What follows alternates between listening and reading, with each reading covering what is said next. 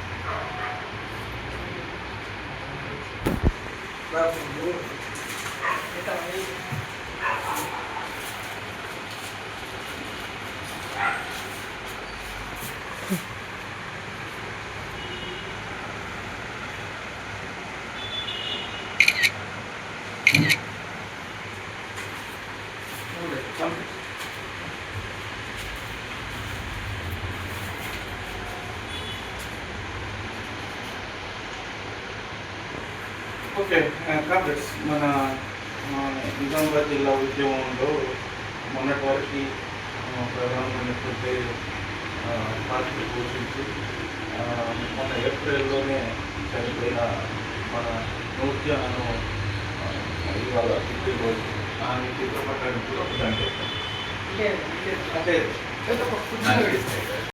ఉమ్మడి ఆంధ్రప్రదేశ్ రాష్ట్రం ఉన్నప్పుడు 2000 సంవత్సరంలో ఈ అప్పటి నారా చంద్రబాబు నాయుడు ప్రభుత్వం ప్రపంచ బ్యాంక్ విధానాల్లో భాగంగా విద్యుత్ ఛార్జీల పెంపుదలకు నిర్ణయం తీసుకోవడంతో దానికి వ్యతిరేకంగా పెద్ద ఎత్తున రాష్ట్ర వ్యాప్తంగా ప్రజలు వామపక్ష పార్టీల ఆధ్వర్యంలో కదిలి 100 రోజులకు పైగా ఆందోళనలు నిర్వహించినటువంటి పరిస్థితి ఉన్నది.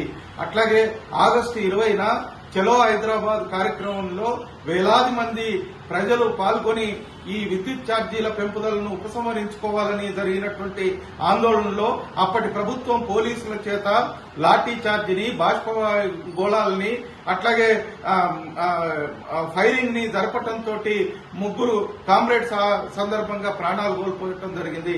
వేలాది మంది గాయాలకు గురైనరు, వందలాది మంది హాస్పిటల్లో అడ్మిట్ అయినటువంటి పరిస్థితి ఉన్నది. మొత్తం ఈ పోరాటంలో అనేక వేల మందికి పైన పోలీస్ కేసులు, విపరీతమైనటువంటి నిర్బంధం ప్రయోగించినప్పటికీ ప్రజలు ఏమాత్రం వెనక్కి తగ్గకుండా ఆందోళన చేయటం మూలంగా ఇప్పటి వరకు ప్రభుత్వాలు తిరిగి కరెంట్ ఛార్జీల్ని పెంచాలంటే వెనుకడుగు వేసేటువంటి పరిస్థితి వచ్చింది.